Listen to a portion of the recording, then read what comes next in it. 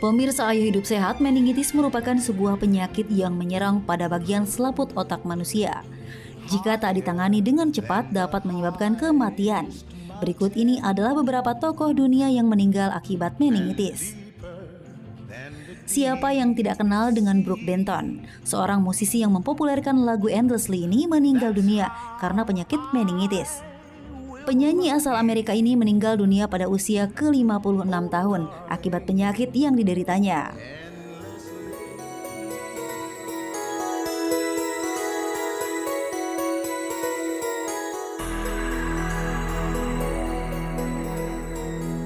Bagi Anda yang berkecimpung di bidang arsitektur, pasti tak asing dengan nama Charles Elliot. Arsitektur asal Amerika ini meninggal dunia pada usia 37 tahun akibat penyakit meningitis yang ia derita.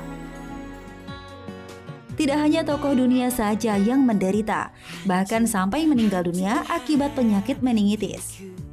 Beberapa selebriti tanah air berikut ini juga menderita penyakit meningitis. Komedian kelahiran Jakarta 1983 Olga Saputra juga menderita penyakit meningitis. Bahkan pelantun lagu Hancur Hatiku ini harus menyerah dengan penyakit meningitis yang dideritanya setelah berjuang selama hampir 1 tahun.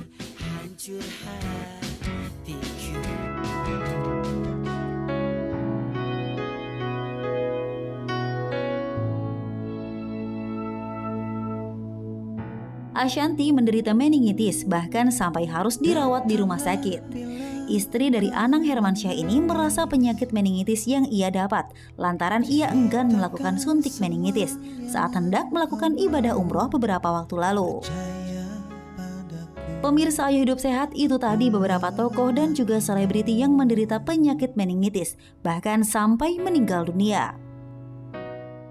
Ya, pemirsa Hidup Sehat, tadi kita sama-sama sudah saksikan ya, seperti apa sih sebenarnya meningitis itu gitu, dan juga ada beberapa teman-teman artis ya, tokoh-tokoh yang meninggal karena meningitis. Tapi ada juga yang ternyata survive, dan yang paling memang sedih buat saya adalah saya harus kehilangan sahabat saya, Olga, karena meningitis. Nah, kita akan sama-sama pengen tahu sebenarnya meningitis itu apa ya. Mungkin banyak masyarakat yang perlu tahu sebenarnya penyakit meningitis ini terjadinya karena apa nih, Dok. Dan saat ini kita sudah bersama Dr. Salim, spesialis saraf. Selamat siang, Dok. Selamat siang. Apa kabar, Dok? Baik. Jadi meningitis itu apa sih, Dok? Itu teman saya Olga sampai terkena seperti itu tuh apa sebenarnya? Yang Apakah pertama, kecapean atau yang apa? pertama kita harus tahu dulu apa itu yang dimaksud dengan meningen. Ya, meningen. Kalau meningen itu terinfeksi, namanya meningitis. Iya. Oh, gitu. Meningen itu selaput otak. Jadi Meningen otak itu diselaputi oleh selaput yang sedemikian rupa kuatnya, sehingga dia memberikan perlindungan buat otak itu, memberikan satu ruang untuk dia diseliputi oleh air. Iya. Begitu. Apabila terjadi peradangan disebut meningitis. Begitu. Apa penyebabnya sebenarnya, Dok? Penyebab meningitis sebenarnya secara utuh bisa kita lihat dari infeksi yang berhubungan dengan darah, yaitu hematogenic spread, penyebaran melalui hematogenik. Melalui Yang darah. kedua, yang kedua adalah infeksi yang per continuitatum. Misalnya infeksi pada tulang yang berhubungan dengan kepala. Misalnya kita tahu mastoid. Kita tahu semuanya bagian-bagian yang dekat dengan kepala. Maaf Pak, Dok, apa namanya? Tulang mastoid. Tulang mastoid di belakang telinga kita. Itu ada 2 tulang yang menonjol, yang berisi volume-volume udara. Kalau itu terinfeksi, kronis dia akan nempel ke dalam tulang meningen. Satu. Begitu. Itu Ya. kalau misalnya apa namanya yang namanya teroid itu, Dok? Lain, tiroid Oh, di lain. sini. Oh, Ya. Berarti Kan, ininya, maaf ya, Dok. lokasinya- Soalnya lokasinya dengar-dengar gini, dekat-dekat. soalnya Olga waktu itu dia berawal yang aku lihat dari sini dulu, Dok, dia ada bengkak di leher dia. Dan kemudian tiba-tiba kok malah kena meningitis gitu, Dok. Ya. Mungkin ini saya secara awam Apakah mungkin itu kelenjar getah bening Iya. atau apa? Itu Dok? lain lagi. Oh, lain lagi, Dok. Iya, kita Oke. selesaikan dulu yang pertama. Oh, baik, Dok, baik, Dok. Meningitis tadi karena hematogenic spread, Ya. artinya penyebaran melalui darah. Ya. Infeksi paru-paru masuk ke darah bisa lari ke otak. Ya. Kemudian atau per continuitatum karena infeksi tulang-tulang di sekitar kepala. Ya. Dan per continuitatum bisa terjadi juga pada mereka yang trauma kepala, kemudian ada luka yang terbuka. Iya. Luka yang terbuka tersebut akan berada pada infeksi di sekitar kepalanya dia, masuk ke dalam otak. Begitu. Jadi itu dua. Nah sekarang kalau mau dihubungkan dengan adanya benjol-benjol di leher, benjol-benjol di leher itu bisa karena TBC. Iya. TBC bisa membentuk rantai di leher yang memanjang di sekitar otot leher, itu namanya pembesaran kelenjar getah bening. Pembesaran kelenjar getah bening ini apabila diikuti dengan adanya infeksi paru-paru, kemudian terjadi satu hematogenic spread, penyebaran ke dalam darah, maka akan terjadi meningitis yang lebih dahsyat daripada meningitis yang per kontinuitas tadi. Oh begitu. Karena TBC. Penyebab meningitis bisa karena TBC ya dok? Ya. Bisa juga ya karena Jadi- itu, dan tadi ternyata ada sedikit hubungannya ya dengan tiroid juga. Bukan tiroid, bukan Oh, tiroid, kelenjar getah kelenjar bening. getah bening maksudnya dok ya dok. Mohon maaf ya dok kalau saya ini awam ya dok. Makanya ini saya mewakili masyarakat dok. Oh jadi seperti itu ya dok ya. Iya. Mudah-mudahan nih pemirsa akhirnya mendapatkan pencerahan nih dari Iya, sini. iya. Oke dok, ini ada mitos atau fakta yang terkait dengan meningitis. Yang pertama adalah, oke nggak jadi dok, belum. Kita lanjut lagi nih dok. Sabar, dok. Ini Nih, kalau jadi- misalnya meningitis itu, Nah ini dok ada fakta atau mitosnya dok. meningitis adalah penyakit menular, mitos atau fakta dok? Meningitis adalah penyakit menular benar karena itu disebabkan oleh infeksi. Fakta berarti ya. Fakta. Oh. Tapi ini jangan-jangan nih nanti masyarakat jadi takut nih misalnya untuk Ada orang yang- menjenguk temannya yang terkena meningitis, itu bisa gak dok misalnya menular dari minuman atau dari mana nih menularnya? Oke, meningitis itu tadi saya sudah katakan adalah infeksi di selaput otak. Ya. Selaput otak terinfeksi dapat disebabkan oleh bermacam-macam penyebab. Ya. Baik itu kuman, baik itu virus, Ya. baik itu parasit. Oke. Nah, sekarang tergantung dari daya tahan tubuh kita. Ah. Kalau itu penyakit disebabkan karena penyakit kuman, Ya. itu adalah karena satu infeksi yang ada di dalam kepala kita menyebar. Ya. Nah itu mau menular ke orang lain dengan cara apa? Nggak ada. Tetapi kalau TBC, maka akan menular. Sebagai contoh, kita punya mobil, tapi kita nggak pernah mengetahui driver kita kena infeksi paru apa tidak. Ya, betul. Akhirnya Anda menderita TBC. TBC terinfeksi paru-paru, kemudian dia kena masuk dalam pembuluh darah. Jadilah meningitis. Begitu. Oke, berarti yang menular itu bukan meningitisnya tapi penyakit lainnya ya dok? Jadi infeksinya ini Ya, yang ya. bisa menyebar ke badan tubuh Oh, Anda. baik. Jadi kalau kita mau melakukan satu imunisasi untuk meningitis, kalau sekali suntik aja tidak mempunyai kekuatan apa-apa karena nggak ada booster kan. Baik dok. Jadi kita harus ulang-ulang-ulang. Begitu. Jadi dengan demikian, berilah kekuatan pada daya tahan tubuh kita. Ya. Karena ada penyakit lain yang bisa menimbulkan daya tahan tubuh kita kurang. Misalnya penyakit HIV. Iya. Penyakit HIV mengakibatkan daya tahan tubuh kita kurang. Maka terjadilah opportunistic infeksi meningitis yang umumnya adalah TBC. Baik dok. Oke, ini sebelum kita bicara lebih lanjut soal meningitis nih dok, ini ada seseorang penderita meningitis yang ingin sharing mengenai pengalamannya. Kita simak dulu tayangannya berikut ini.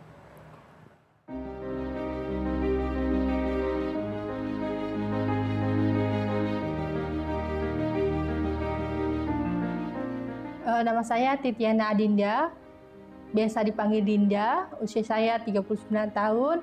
Sehari-hari saya bekerja sebagai editor di penerbitan buku anak. Akhir Desember saya operasi usus buntu.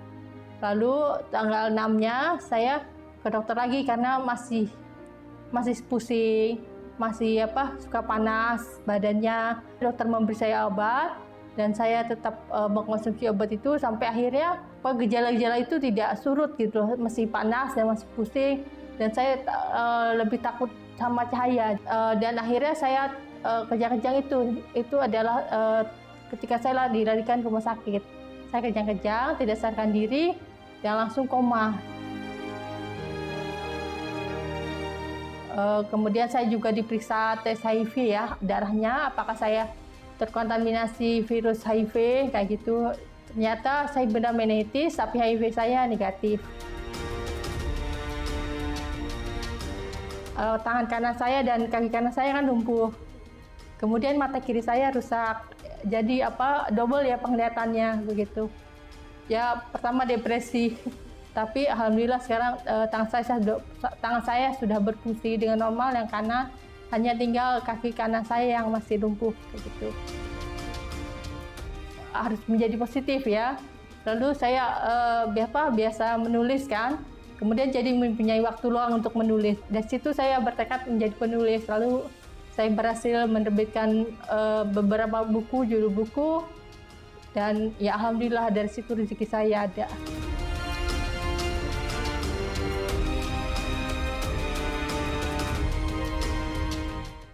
Iya dok, itu tadi ternyata ibu tadi survive dengan meningitis gitu. Sebenarnya meningitis ini bisa disembuhkan atau gimana dok? Meningitis itu bisa disembuhkan, meningitis nggak ada masalah. Yang meningitis itu kita lihat dulu penyebabnya apa. Ya. Meningitis itu kalau kita lihat ada meningitis serosa, ada purulenta. Iya. Meningitis purulenta artinya cairan otak berwarna kuning. Penyebabnya adalah kuman. Baik. Serosa Ya. penyebabnya virus dan TBC. Iya. Kalau penyebabnya TBC itu menyerang selaput otak di bawah. Oleh karena itu disebut meningitis basalis. Di bawah otak kita itu terdapat masuknya 12 saraf otak yang kita turun ke muka kita. Misalnya untuk gerakan mata kita ke atas, ke bawah, kiri, kanan, itu ada 4 saraf di situ. Nervus 3, 4, dan nervus 6. Ya. Kemudian wajah kita bergerak, begini nervus 7. Kita mengunyah makanan, nervus 5, dan sebagainya. Nah kalau meningitis itu TBC, menyerang dasar tengkorak. Dengan menyerang dasar tengkorak, maka saraf kranial yang ada menembus serabut tersebut akan semuanya menjadi rusak. Sehingga survival menderita meningitis TBC jauh lebih sedikit daripada meningitis purulenta. Jadi kalau meningitis TBC misalnya dari 10 orang yang meninggal bisa 7 orang, 8 orang.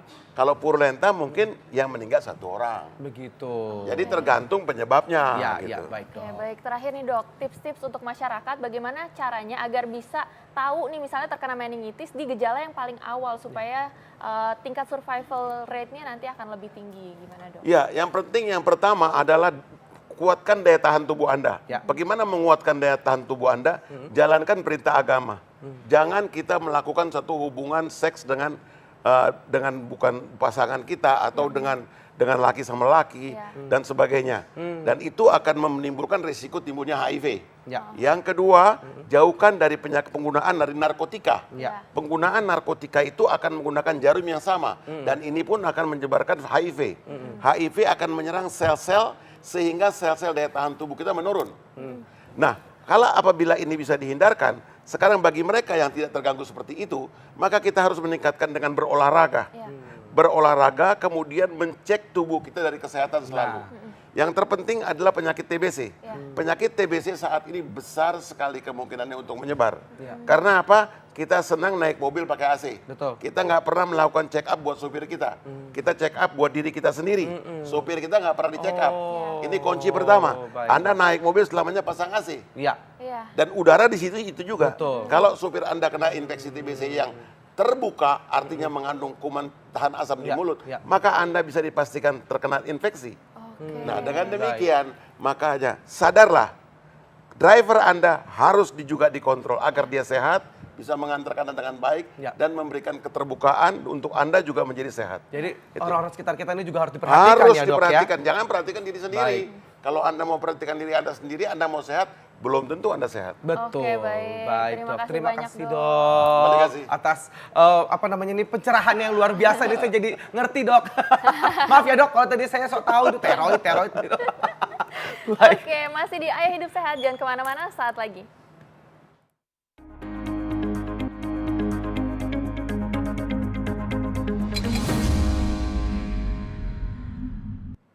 Nah, gimana pemirsa Hidup Sehat kan? Jadinya kita mengerti banyak ya mengenai tadi gula, terus kemudian meningitis, dan apalagi buat saya nih yang suka banget sama gula, terus kemudian juga tadi mengenai meningitis kita harus jaga banget ya. Terima kasih banget nih, Ayo Hidup Sehat benar-benar bikin saya jadi makin sehat. Amin. Amin. Dan gak terasa nih, udah 60 menit kami menemani Anda, dan saatnya kami pamit undur diri. Jangan lupa saksikan terus Ayo Hidup Sehat setiap hari Senin sampai Jumat jam 1 sampai jam 2 siang live di TV One. Dan kalau tidak sempat menyaksikan, bisa dilihat resumenya nih di laman kami di viva.co.id. Saya Dr. Sheila Salsabila. Dan saya Indra Bekti. Indonesia, Ayo Hidup Hidup Sehat. Sehat. Terima kasih. Thank you so Thank much you, dok. Kak. Thank you so much ya.